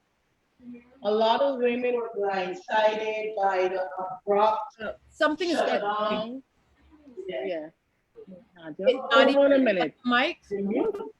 Nadia, Mike isn't muted. Maybe somebody mic is mute. Check and see. I just muted Nadia. Nadia. For me a little bit. Put this chair down. Oh, you muted, yeah. Yes. Well, I guess prior to the lockdown, and then, like I was saying, everything was done abruptly. Like women, the essence of looking beautiful and feeling amazing, and with hair care, and like Nadia said, skin care, and your daily or your weekly regimen was like null. There was no way people panicked. There was no way you could have get to the beauty supplies or get anything done. I myself was blindsided by it because I wasn't prepared for anything as far as lockdown. Now, we live in a small community that consists of so many salons. What I think was lacking, and I hope stylists are listening, what is lacking in our salons are we do not retail enough. So for instance, I'm using this oil in your hair every day. It's very essential that you purchase this oil because, say for instance, one day you can't come to the salon, you find your hair is looking extremely dry, you can turn to this, and this can be your go-to product. And what oil is that? Like, so viewers could know, what oil is that? Oh, this oil that I picked was actually called Butter Grow. It's from a local girl that lives in Florida. Her name is Kisan. And this is the oil that I'm addicted to right now. So what I'm saying is that during the lockdown, like I said, we were deprived of the necessities of our hair and beauty products, and like Nadia said, waxing and stuff like that. For us as hairstylists, I feel that we need to retail more products, and like our customers and clients should trust us, because during this period, a lot of people was asking, where can I get this and where can I get that? And of course, I have retail products in my shop, but because of the fear and the whole the pandemic, like Zoya was saying earlier, because I had a lot of anxiety as well. I didn't want to come and open up and get products and give to people because, you know, my body was filled with so much fear. Because you can't glimpse into if you should know, like, you know, everything will be good, like how I feel right now, more relaxed. We had no idea. So having a hair care kit at home would have been essential for a lot of women who goes to the salon every week, because I have clients who come in every single week. And like I say, living in a small community, yes, we are spoiled in our community because we can afford to go to the salon every week. And we do that. Now, on this basis of the lockdown, there was no, people didn't even have shampoo at home. Didn't even have the oil that I use. Don't even have a hair mask, nothing at all. So think about further in when people had to work from home via Zoom, they wanted to look presentable. So they would hit me up, how should I do this? I don't have no gel, what should I use? So with that, I had to incorporate a system with, I think it was Victor's, Department, Victor's Beauty Cosmetics. And he had to, it was done a little undercover, but women were desperate. And he tried to like give out some little hair kits and I would advise what you should get and stuff like that. But we here on St. Martin, we have to understand that the lockdown has taught us a lot. Yes, you need to come to the salon, but you still need to have the same products, at least the regimen as far as moisturizing, as far as keeping your scalp oil at home as well. I agree with that. I agree. You And know? I'm number one for that. I am definitely number one for that. Go ahead. For instance, like for me, like I was shampooing my hair at home. I had 24 inches in length, but everybody knows I always have my hair wrapped up in one. And because I had color prior, me going to sleep with my hair wet, because of course I'm a hairstylist, I can bounce back.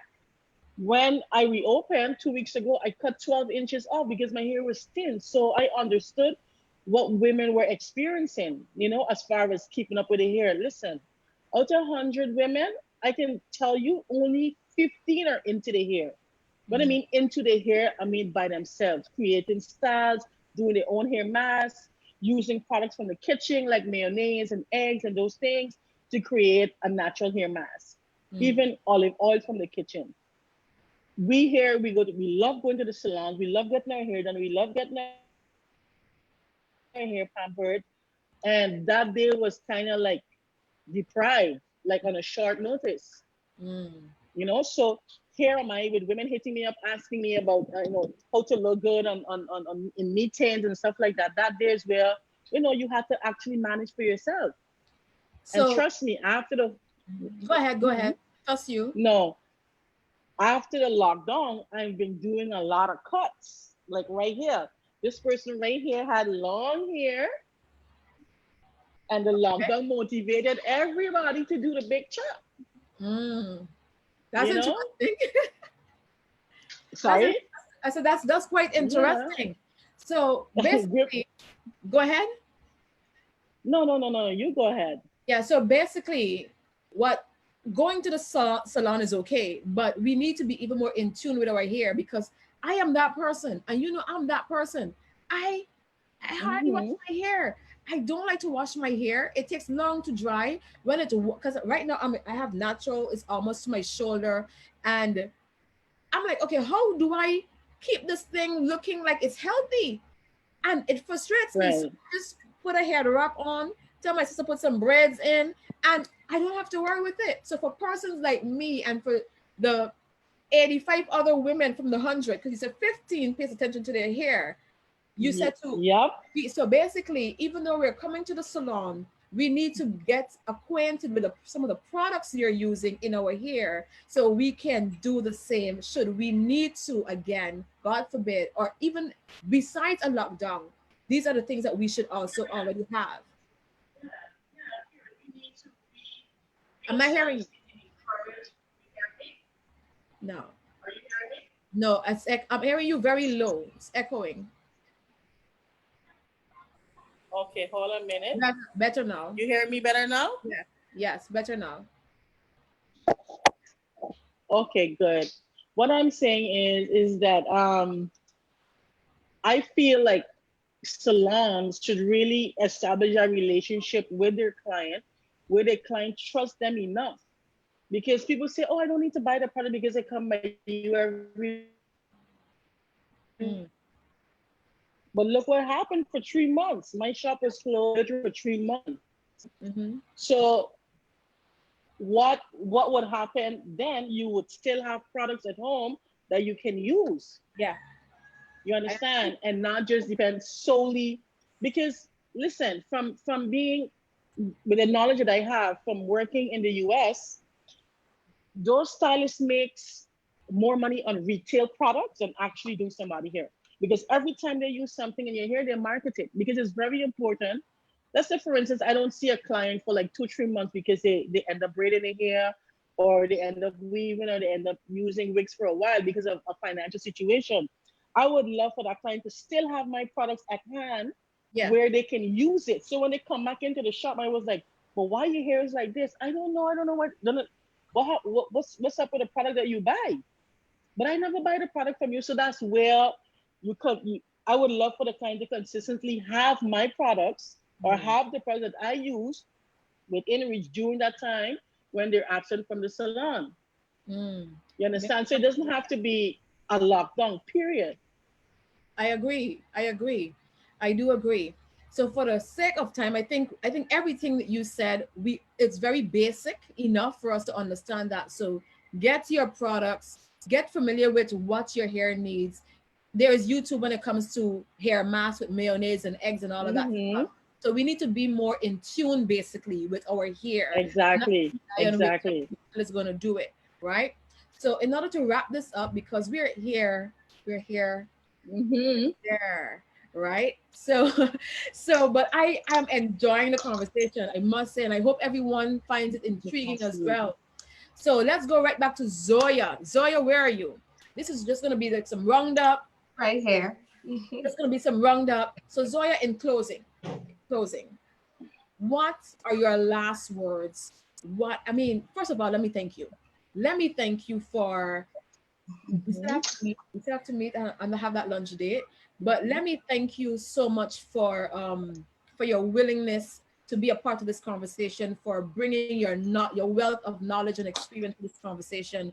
And I'm pretty sure it was very much needed. So thank you so much for that.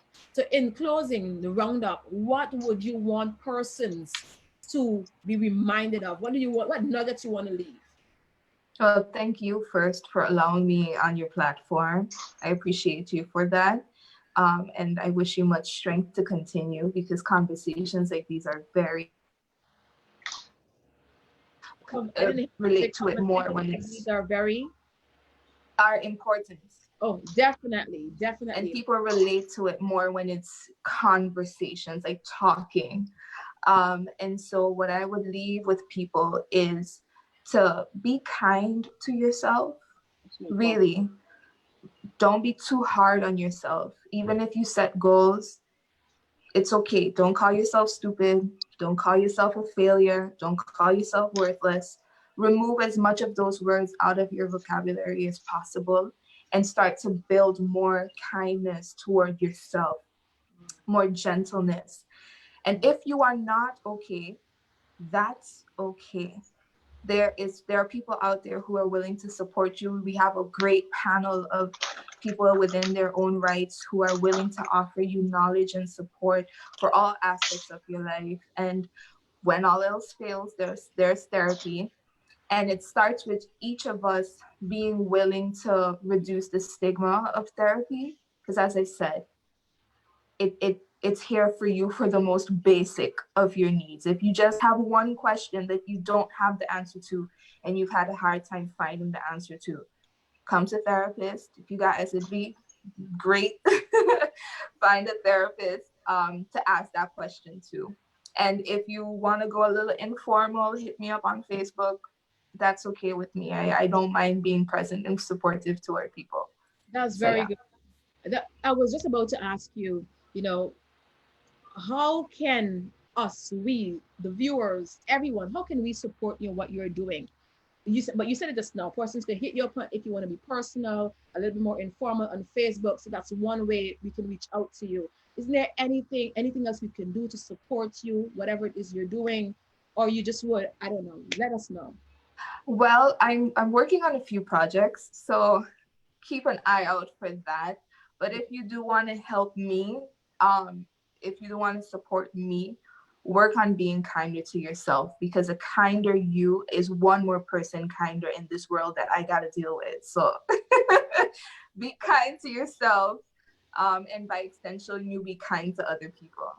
Very good. Zoya, listen, it's a blessing to have you here. I am speechless. I really am.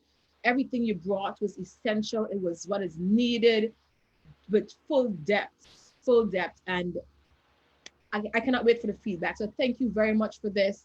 We will talk outside of this. Enjoy the rest of your day. Tell your job I say thank you. Thank you. Thank you. Thank you. So I will zoom Zoya out so you know we're coming to an end. So take care of yourself and enjoy your weekend. All right, so take care. Bye-bye.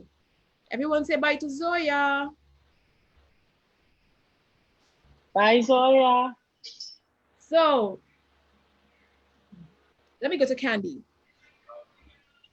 No, let me go to Dwight. Dwight, when it comes to financial, I know we didn't touch on physical. In this roundup, I would like for you to touch a little bit, 30 seconds on the importance of physical health care. And I really want you to just touch base as well and reiterate financial health care. So we didn't touch much on physical, but I'll keep it pretty simple. Yeah. Your body is all you really got, your body and your mind. Consider it a temple, or consider it an amusement park, whichever one you want to consider it. Just you've got to take care of it to really enjoy the ride. So I'd suggest you keep it simple. You try as much as possible to do something you like, that you enjoy. You keep it clean, especially when it comes to eating. You try to stick to whole foods and minimize as much processed foods as possible. Try not to mix too much times your carbs and your fats, because then your fats get stored. So generally I can recommend you go with fats and proteins, or carbs and proteins. And yeah, there are a million different diets out there. Find something that works for you. You've got to try them out. We all have different bodies, different diet. Find something that works for you that you could actually live with. I do intermittent fasting. Sometimes I do full day fasting. Sometimes I do multiple day fasting. I generally do keto, high fats and high proteins, and that works for me. Probably won't work for you, but it works for me. So you've got to find what works for you. Something you enjoy, or something that you could do for long, for the rest of your life. So keep it simple and stick with it. And that's basically that's basically it for health. Financials, just about the same thing. Keep it simple. Find something that works for you. Have a plan and stick to that plan. And save. So I'd definitely like to say to shout out to all the ladies here today. They are definitely inspiration to me. I learned a lot. And so certainly appreciate all the ladies here today. I'd recommend that you all mentor some folks, mentor some younger ladies. There are a lot of folks that need that need. And mentor men. We have to reach out to our men. Yeah. Our men need some help, and they can get it from you ladies. So find someone, mentor them, spread your knowledge, and let's make this world a better place.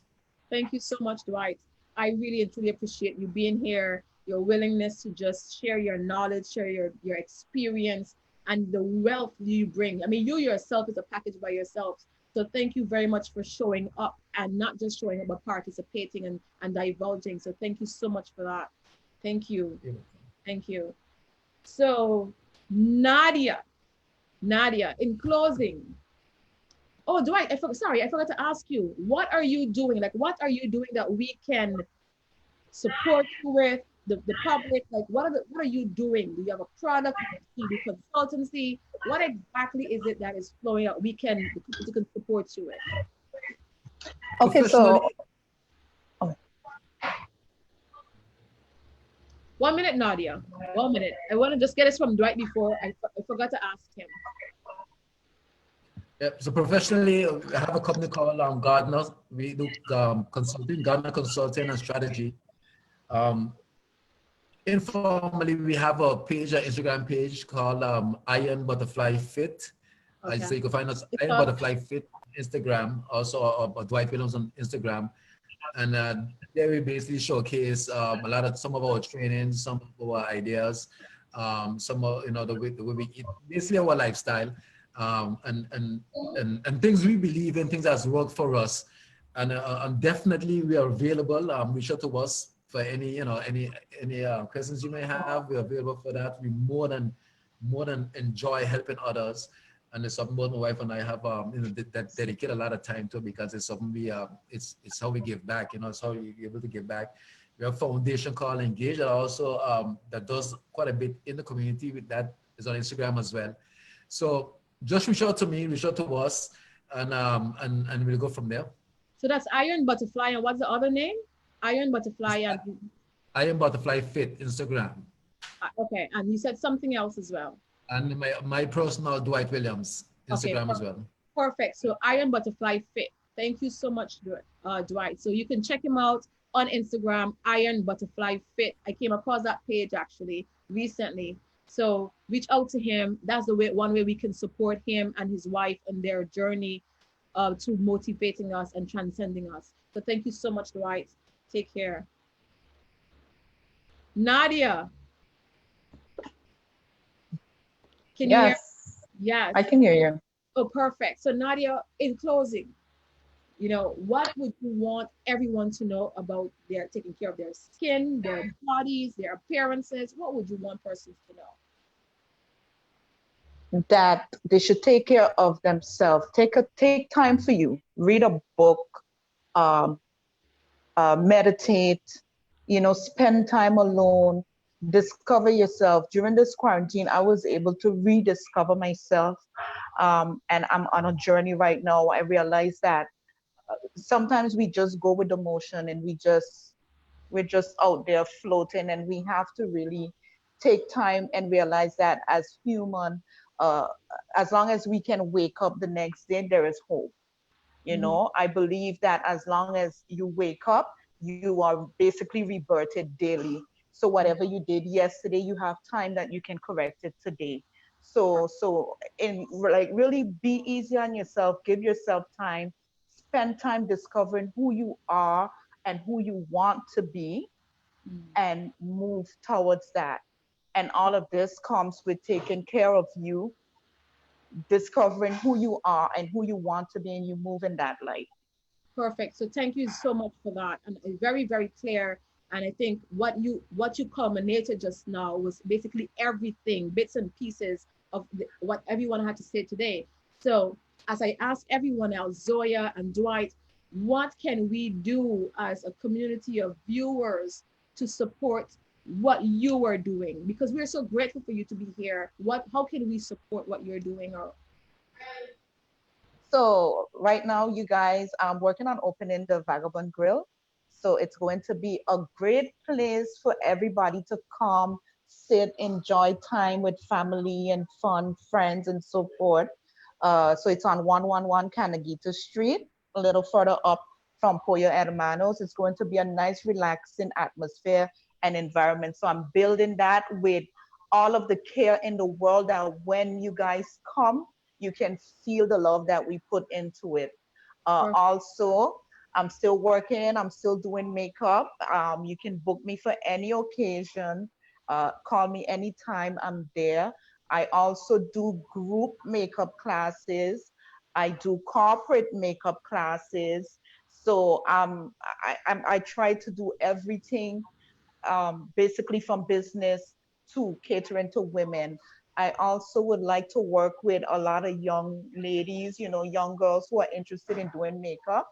You guys can contact me. I'm willing to work with you guys and shape you and show you as much as I know to get you guys out there. Perfect. Nadia, thank you so much. Thank you so much for being a part of this conversation, for contributing.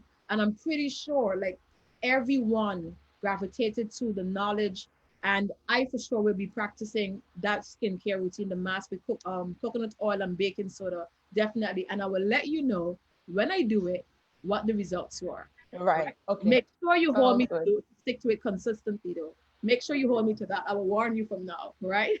So thank you so much for that. Where's Rachel? I'm right here. Thank you so much. Rachel, you know we need you. I want you to reiterate. How do we round this up? Reiterating to make sure what you want our audience to have, they have it before we end this. Okay, first of all, I would like to showcase one of my big shops that I did today. That just speaks for itself as far as me being hairstylist on St. Martin, and as far as me being the ambassador and educator for Design Essentials. I would like to showcase, I didn't do it before, but of course, this is the after, right? Mm-hmm. So you guys, let me know if you're seeing it. Yes, we can see it very clearly. This client is very shy. So she did a big chop today and she adds some color. Very nice. No, everybody know where to find me. I'm located at 180 Back Street, all the way down. You wouldn't expect this small little gem nook of a salon would be in this area, but it is. And right. It's to give comfort, and I'm improving on my service. With that being said, like Nadia just said, during the lockdown, I got an opportunity to reset on my insights of not just upgrading, but being a better businesswoman. So I've added 2 more slots. I can't speak on it, but it's coming soon. But thank you, Keoma, for this opportunity. And of course, I have the platform to also big up my husband, Soulful Shack, one of the best sandwich makers on St. Martin. And he is right now here in the salon supporting me 110% due to the fact that I'm trying to create a safe and comfortable environment for my clients. He has pitched in to be there for me, to tend to the clients, while myself and Vanessa get the opportunity to do what we do as far as executing and making sure the clients leave happy. So I want to give Jack this platform and let his customers know that soon he'll be opening up and it will be bigger and better than what you've seen for the past year. Thank you so much, Rachel. Thank you. Everyone. I'm happy to be a part of this entire panel. Dwight, Zoya, Kandey. I know Kandey. I'm happy to be a part of the whole platform as far as mental, physical, beauty, environment, detoxing, upgrading your mental. Thank you. Thank you so much. You mentioned soulful sandwiches. Where exactly would it be located? He's located, we're closed for now. He'll be back in July. He's located at Booth 6, Kim Shah parking lot. Okay. And of course, he'll be reopening in July. Okay, perfect. So we'll keep an eye out on that. So for persons who are viewing, persons who will look at the video again, keep an eye out for soulful sandwiches for their reopening in July and Kim Shah Beach, Booth 6. Right. So thank you so much for that. Jack, I'm shouting you out here. Thank you so much. Thank you for your support. And Rachel, thanks a million. Take care. Nadia, I can't hear at all. Okay. Hold a second, Keoma. Okay. One more. Are you hearing me? Yes. No, I said I closed. But I can't hear you. You cannot hear me. Okay. Keoma, you can go to Kandey because something wrong with my audio. Okay. Thank you guys for viewing. Thank you for being here. Thank you. Thank you, Keoma. Thank you so much. So Kandey, I wanted to close with you for a bit of mindfulness and a bit of selfishness, right? For our own selves. Yeah, like, I got to take my picture because I don't want to call me 2 days from now and tell me nothing because I have proof in my. I wanted to close for now, with you to give a bit of mindfulness, selfishness for ourselves. What would you leave our viewers with? You're muted. You're mute. Yeah, perfect. Thank you. There's this book called The Four Agreements. Oh, yeah. I read it a long time ago. Yeah. I recommend reading that first and foremost. But some things I do is By the Four Agreements. But what's his name? Hold on. I'm gonna tell you his name. Okay. Okay. So then we just Google it. So the Four Agreements. I know the book. I do know the book. So I would say number one is find a moment for yourself. Like even if it's, and Zoya said it too, like even if it's just a minute, even if it's just to find a moment either in silence or doing something that you love. Whatever you absolutely love. Even if you can't get to complete it, start with a minute. Then eventually every week you add something. Then once you create time is going to be available, right? Another thing I would say is definitely a big one today is set boundaries. By telling people what your expectations are. And if they don't want to get it, then you show them. Then you show them. Show them, right? How do you do that? How do you show them? How do you well, I mean, do whatever it takes. Like, show them how you want to be treated. So basically teach people how to treat you. Exactly. Teach people how to treat you. Another, I wrote it down because I figured you would ask me. I would say be selective in who and where you spend your time. Yeah. If you want to move to the next level, you can't be hanging out with,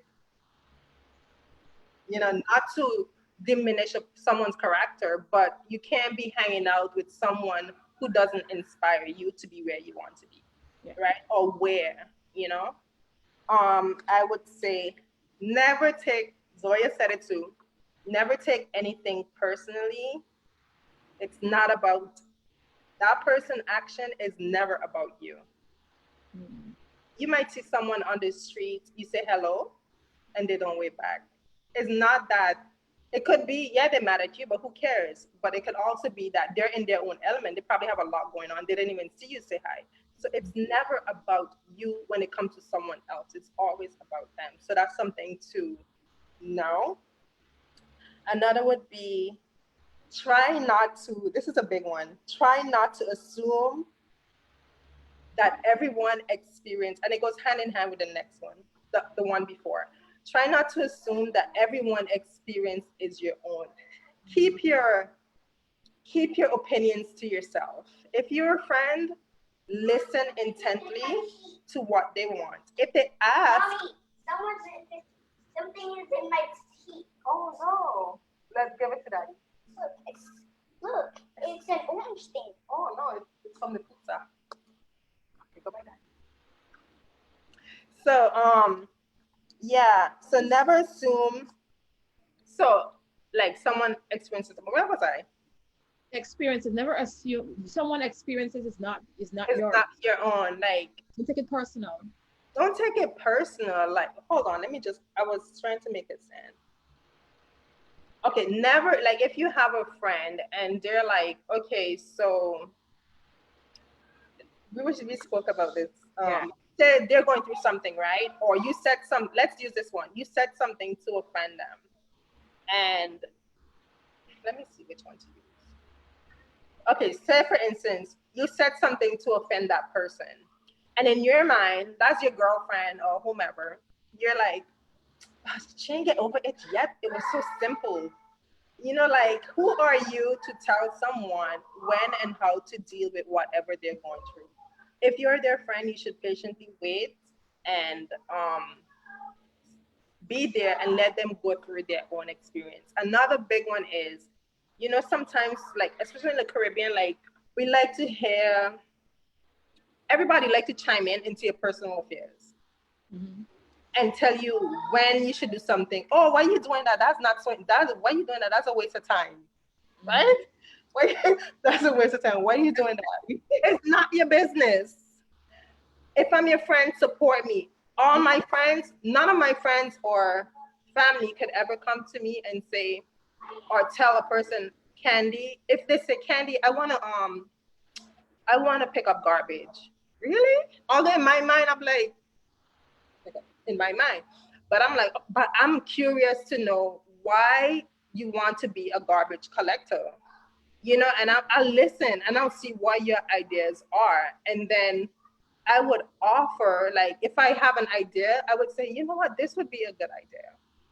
Or I would do research for that person. But in the same essence, never tell people what your plans are unless you know that they're going to be optimistic about where you should go. Because people tend to be dream killers.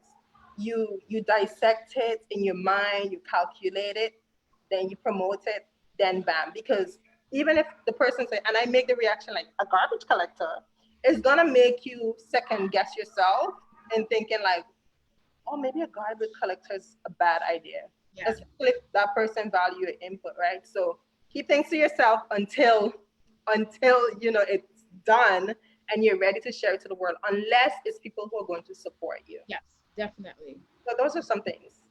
So Kandey, thank you so much for that. You know, I know you had to be a part of this conversation because I know the way you live, I know the practices you conduct daily, and I know the level of conversations we have is always on some transcending level. And ever so often, every few months, it's always on another level. So I know you have to be a part of this to contribute to it. So thank you so much for this. Is there anything you're doing that we can support you with? Whatever it is, or in the future, or you will check back with us? I'll check back with you guys, but I'm not one to say things I'm doing, but I would say this, like, I want to say this, Keoma girl, you're the bomb. Like, that's an old saying, whatever. I watch you, like, I know you from since whenever, right? But Keoma is the kind of girl, she says she's gonna do something. Y'all might not hear any noise about it. Believe you, she is in her books formulating the plan. And I'm proud of you, girl. I'm so proud of you. Thank You're you. an inspiration. And I hope like young girls or young men seeing you and they're inspired and they know like whatever it is, it might be small to some people, major to a lot, but whatever it is, you inspire them in some way. And if you want, just hit me up. I'm not on social media that much unless like promoting some business thing. My business page is on Instagram, on Facebook as well, Posh Labella, or you can also send me a DM, a message on Facebook.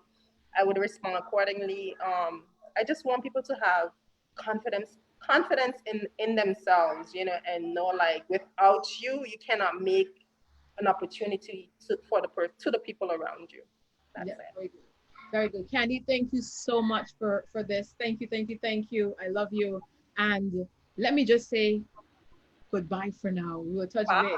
Right? Thank you. So I really want to, you know, just connect with the public. I know this call, it went so long. But you have to tell me, wasn't it intriguing? Wasn't it exciting? I got so much out of it. And I'm pretty sure you got so much too. There are persons who reached out to me this morning, said, listen, I'm watching, I'm waiting. I cannot wait. One of my girlfriends who said, listen, I have my notepad. I'm journaling everything down. I'm sitting here waiting. She know who she is. Alicia, you know who you are. But I am so grateful. Let me know what your thoughts are. Let me know what is it that you want us to talk about. Let us know, you know, where exactly your minds are, okay? So thank you so much again. This is our second episode. For persons who view our first episode on agriculture, you know, we're learning. I'm learning along the way. And I'm very receptive to hear from you, to hear your thoughts, your insights, your direction, whatever it is. Let's have a conversation, all right? So thank you so much, guys. Until next time, bye-bye.